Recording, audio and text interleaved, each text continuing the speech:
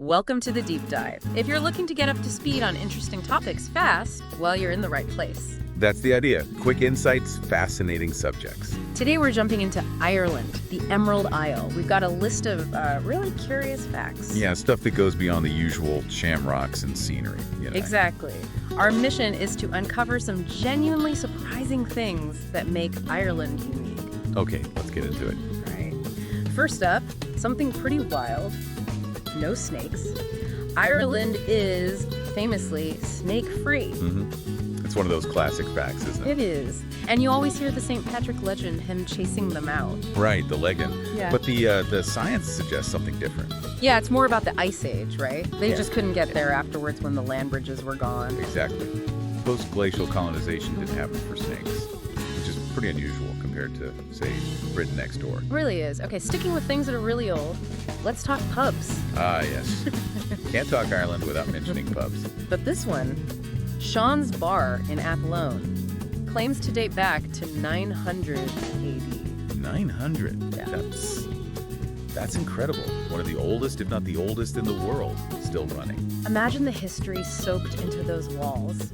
Over a millennium of people gathering. It really speaks to that deep tradition of hospitality and community hubs in Ireland. Definitely. And speaking of ancient traditions, Halloween. Oh, right. Its origins aren't where most people probably think. Nope, it comes from Ireland, from the ancient Celtic festival of Samhain. Samhain. It marked the end of the harvest and, well, the start of winter. And they believe the boundary, between the living and the dead got thin. Yeah, blurred. That's where the spooky element sort of began. It gives trick-or-treating a whole different context, doesn't it? It really does. Fascinating how it evolved globally. Okay, let's shift a bit. Language. Gaelúch. Right, Irish. It's still an official language alongside English. You see it everywhere. On road signs, in official documents, there's Irish language media too. It's a conscious effort, isn't it, to keep that heritage alive? Absolutely. A real statement about cultural identity in, a very English-dominated world. Now for something a bit lighter, sheep. Ah, the sheep. There are a lot of sheep in Ireland. Apparently, in some places like County Kerry, maybe Donegal too, they actually outnumber people. I've heard that. And the bit about them having the right-of-way on the roads. Yeah. Just picturing that. Cars waiting for a flock to cross. It's such a very Irish image of the countryside. It is quite charming. Yeah. Shows that connection to the land, to agriculture. Of course, we have to mention the literary side. Ireland's contribution is just... Oh, immense. You've got giants like Joyce, Yeats, Oscar Wilde, Samuel Beckett. The list goes on. So much influence on world literature from such a relatively small island. It's truly remarkable. Themes of identity, exile, deeply Irish, but universally resonant. Going even further back than the pubs, ancient games. The tail team games, yeah, sort of like an ancient Irish Olympics. Predating the modern Olympics, apparently.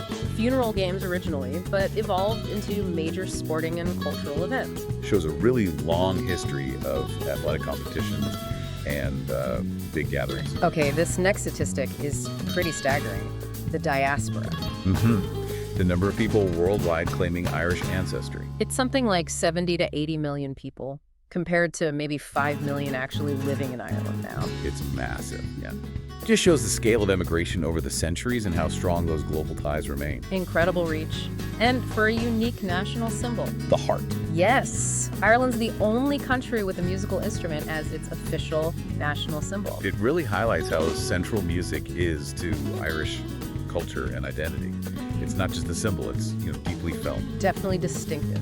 Okay, one last one for those who like a bit of mystery. Intriguing. The Haunted Triangle. Southwest Ireland, Limerick, Cork, Tipperary area. Ah, yes. Known for its ghost stories, haunted castles, that sort of thing. Exactly. Loads of folklore, Yeah. eerie legends attached to the place. Adds another layer, doesn't it? It certainly taps into that rich tradition of storytelling and, a fascination with the supernatural that you find in Ireland.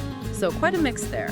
No snakes, pubs older than countries, Halloween's birthplace, more sheep than people, literary legends, an ancient Olympics, a global family, a harp, and even haunted spots.